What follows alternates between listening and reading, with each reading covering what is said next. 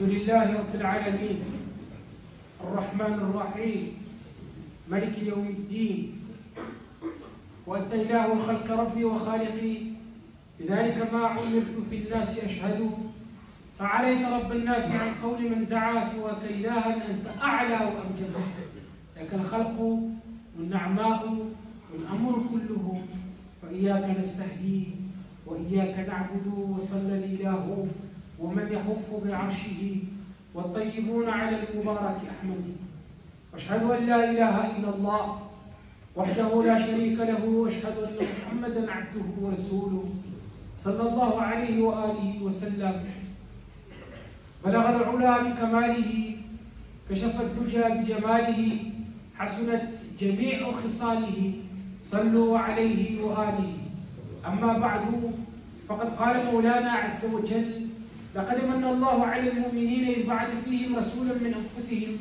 يتلو عليهم آياته ويزكيهم ويعلمهم الكتاب والحكمة وإن كانوا من قبل لفي ضلال مبين.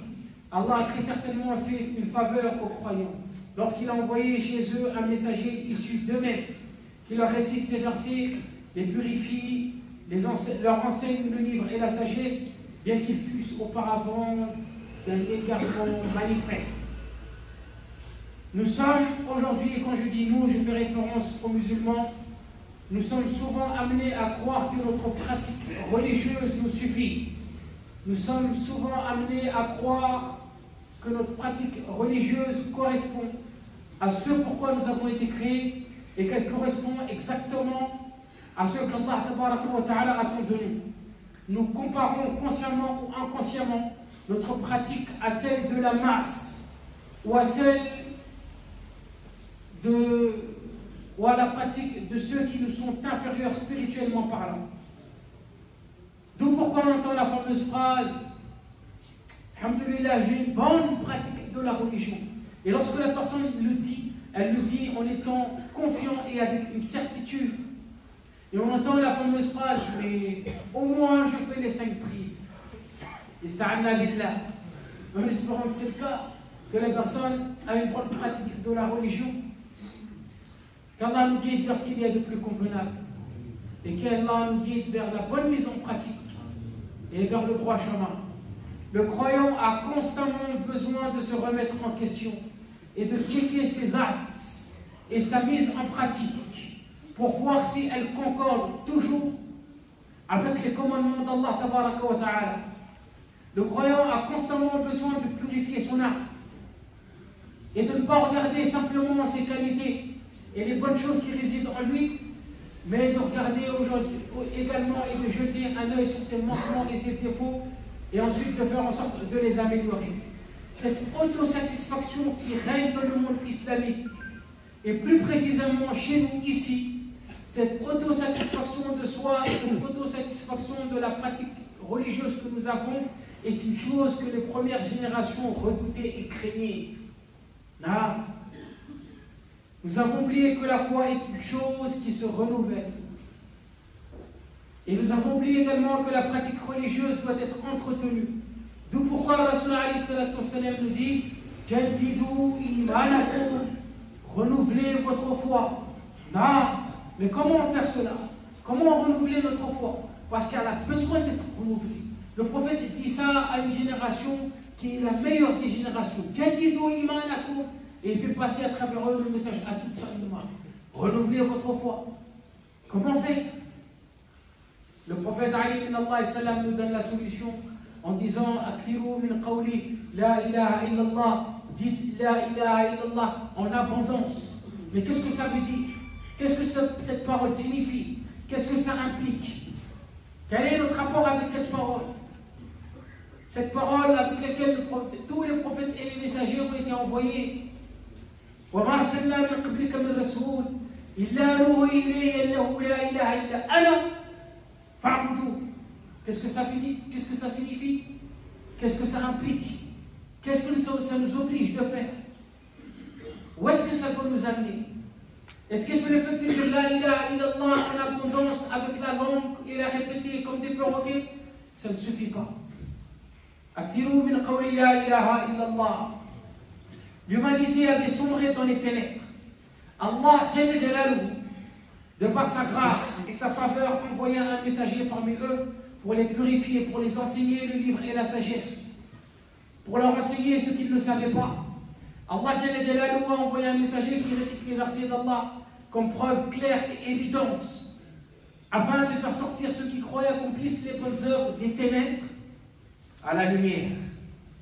Ceux qui ont cru en ce messager en question, ceux qui l'ont soutenu, ceux qui lui ont porté secours et qui ont suivi la lumière descendue avec lui, ont certes gagné, réussi et ont été bien guidés.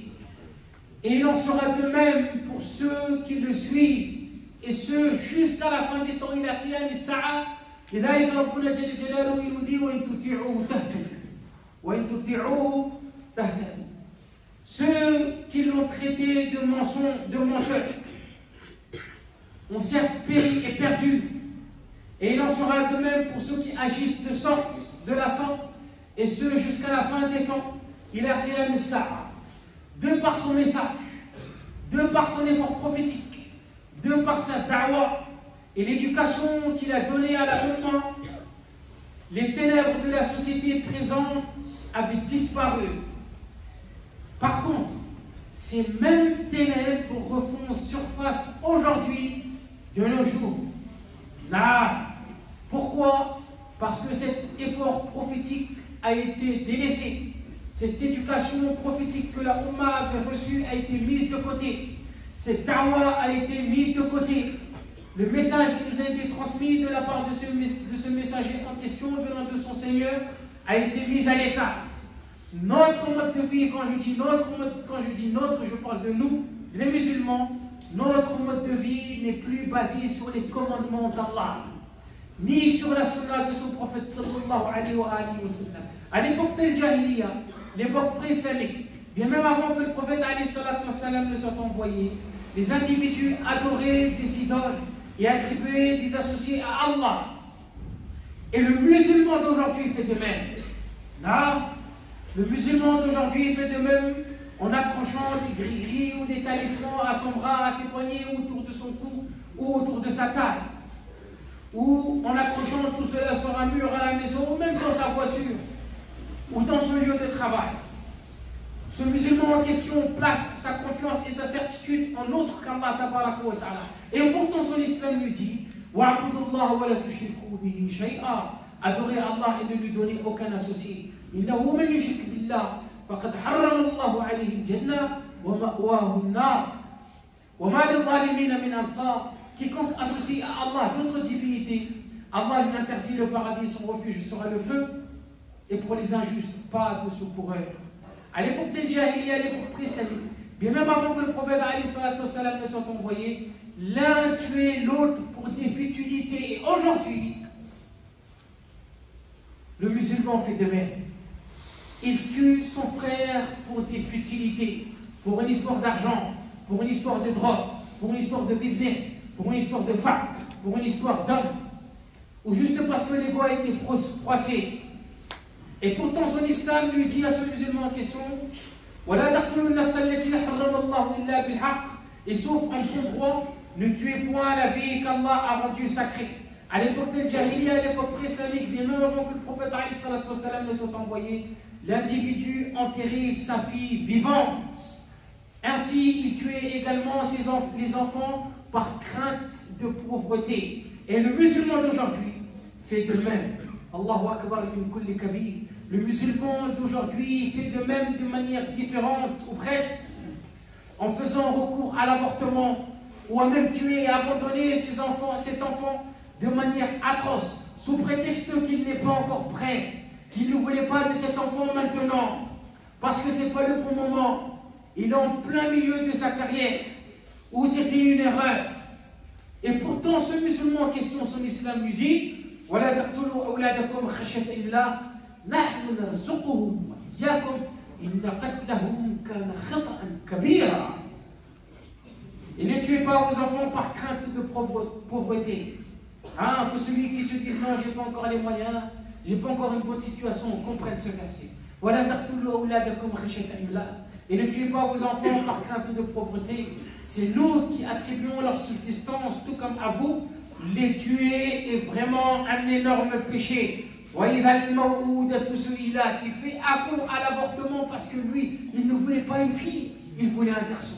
Ou inversement, il fait en sorte que sa femme avorte, ou la femme elle-même avorte. Parce que non, c'est pas ça que je voulais. Cet enfant qui a été tué injustement sera interrogé le jour de la résurrection. Allah nous dit, et quand on demandera à la fillette enterrée vivante, pour quel péché elle a été tuée? Toi qui es l'auteur de cela, qu'est-ce que tu vas dire? Qu'est-ce que tu vas répondre? À l'époque del Jahiliya, à l'époque islamique, les individus pratiquaient l'usure, al-riba, l'intérêt usuraire. Et le musulman d'aujourd'hui fait de même.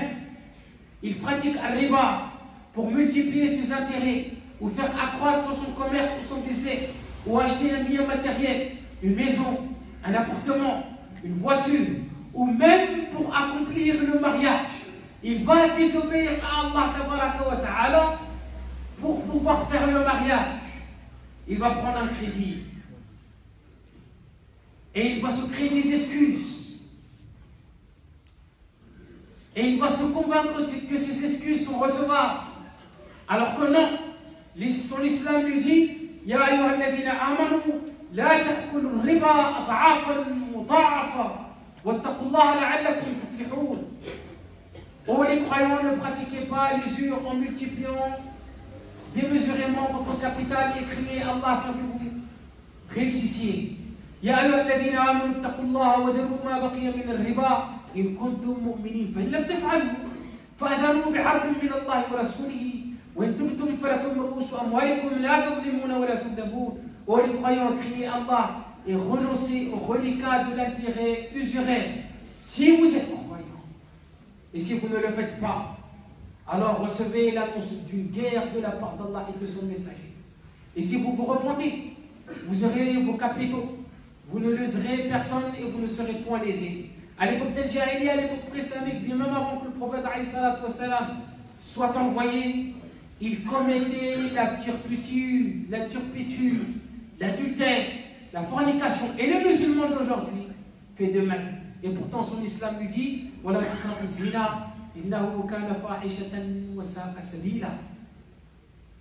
et n'approchez pas à la fornication.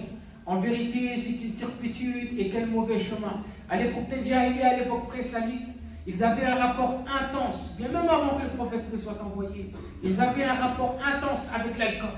Et ils consommaient le vin. Et le musulman d'aujourd'hui fait de même. Il se noie dans l'alcool ou dans le vin pour camoufler ou noyer ses soucis, pour noyer son chagrin, ou juste pour oublier temporairement ses problèmes. Il pratiquait également à cette époque les jeux d'hasard. Et le musulman d'aujourd'hui fait de même. Via les paris sportifs pour autres. Et pourtant son islam lui dit Ya ayyuhalladhina amanu innama al-khamru wal-maysiru wal-ansabu wal-azlamu rijsum min amali shaytan fajtanibuhu la'allakum tuflihun. Oh les croyants, le vin, l'alcool, le jeu d'hasard, les pierres dressées, les flèches de divination ne sont qu'une abomination, œuvre du diable. Écartez-vous-en afin que vous réussissiez. À l'époque del Jahiliya, à l'époque pré-islamique, mais même avant que le prophète ne soit envoyé, il rompait les liens de parenté. Et les musulmans d'aujourd'hui fait de même pour X ou Y raison, et pourtant son islam lui dit et craignez Allah en duquel vous vous implorez les uns les autres, et craignez de rompre les liens du sang. Certes, Allah vous observe parfaitement. À l'époque del Jahiliya, à l'époque pré-islamique, bien même avant que le prophète ne soit envoyé, il profanait des paroles mensongères. Et le musulman d'aujourd'hui fait de même pour X ou Y raison. Et pourtant son islam lui dit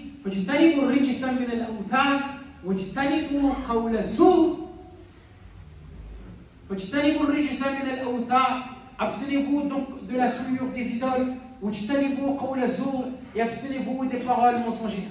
À l'époque de Jahiliya, à l'époque pré-islamique, mais même avant que le prophète ne soit envoyé, l'orgueil faisait place. Et aujourd'hui, c'est le cas avec les musulmans d'aujourd'hui. C'est le cas.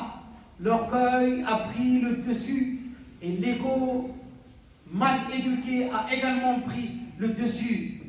Et pourtant, notre islam nous dit وَلَا تُسَعِرْ خَدَّكَ لِلنَّاسِ وَلَا تَمْشِي فِي الْأَرْضِ مَرَحًا إِنَّ اللَّهَ لَا يُحِبُّ كُلَّ مُخْتَالٍ فَخُورٍ.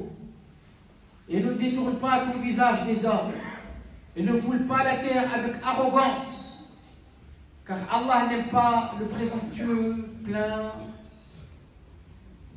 de gloriotes. Et des exemples comme ça, et des similitudes comme ça, il y en a plein. Comment se fait-il que la communauté islamique a atteint ce degré et ce niveau? Pourquoi le mal est autant répandu alors qu'il y a du bien dans cette communauté? Et il y a du bien dans les individus qui la composent. Pourquoi telle est notre situation actuelle? Et pourtant, nous avons le même islam que les compagnons qui ont été purifiés de toutes ces mauvaises choses qu'on vient de mentionner, jusqu'à devenir les meilleures personnes et des personnes qu'Allah a agréées.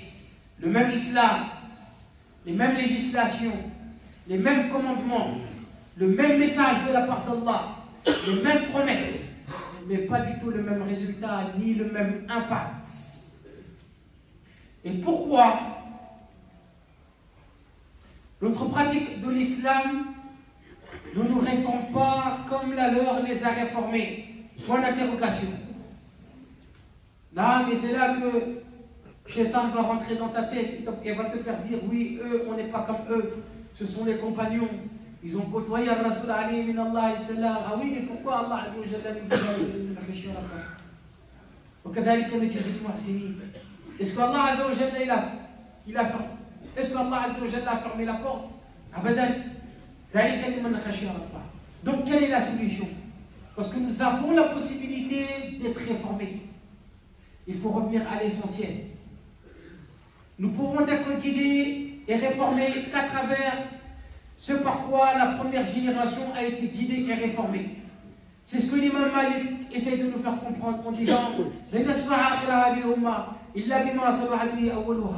chaque membre de la communauté parmi les compagnons avait sa vie basée sur les commandements d'Allah et de son messager. Il faisait ce que Allah leur donnait de faire pour Allah. Il s'abstenait de ce qu'Allah Azza wa Jalla lui a interdit de faire pour Allah. Sa vie était basée sur dîn. Et c'était le dîn la première priorité. Ils avaient le corps saint parce que la kalima la ilaha illallah avait pénétré le cœur pendant 10 ans. Le prophète ﷺ débute sa prophétie et son message. Pendant 10 ans, il n'y a pas de 5 prières obligatoires. Il n'y a pas de jeûne, il n'y a pas de zakat, il n'y a pas de hajj. Mais qu'est-ce que le prophète il faisait? Est-ce qu'il sirotait du jus de goyave sur les cocotiers? Il faisait un travail acharné et un énorme sacrifice en disant aux gens Ya ayyuhan nas, qulu la ilaha illallah tuflihu. Dites la ilaha illallah, vous récolterez le succès. Et il faut que cette parole pénètre le cœur. Et le cœur va se réformer. Une fois que les compagnons ont atteint ce niveau, leur cœur était prêt à obéir à Allah avec amour. Ils ont accompli la salat comme Allah leur a demandé pour Allah. Ils ont accompli pour Allah la zakat comme Allah leur a demandé. Ils ont accompli pour Allah le hajj comme Allah leur a demandé. Ils ont mis le hijab pour Allah comme Allah leur a demandé. Ils se sont abstenus de l'alcool pour Allah comme Allah les a demandé. Ils ont réconcilié les liens de parenté pour Allah comme Allah leur a demandé. Ils se sont unis, ils ont fait un seul groupe, les musulmans, pour Allah comme Allah leur a demandé. Ils ont pas chanté pour Allah comme Allah leur a demandé. Ils ont appelé vers Allah pour Allah comme Allah leur a demandé. Il n'y a eu aucun souci. Et Allah, qu'est-ce qu'Allah Azza wa Jalla leur a donné en retour? Son agrément. Et Allah est trop miséricordieux pour fermer les portes. Et Allah est trop juste pour fermer les portes. Là, si on fait de même, Allah nous accordera le même résultat. qu'Allah nous facilite. أقول ما تسمعون واستغفر الله لي ولكم ولسائر المسلمين إنه كان غفورا رحيما رب اغفر وارحم وأنت خير الراحمين.